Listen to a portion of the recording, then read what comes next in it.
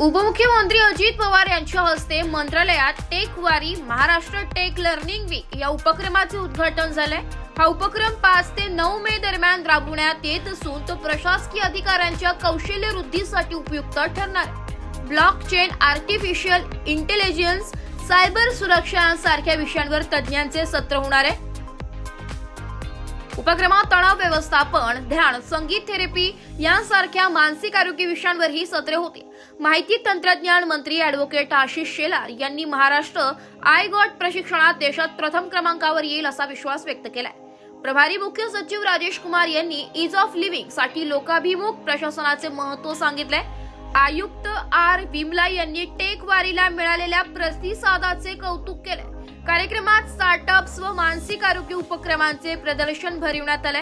अपर मुख्य सचिव व्ही राधा यांनी उपक्रमाचे नियोजन केले होते, मात्र वडिलांच्या निधनामुळे त्या अनुपस्थित होत्या।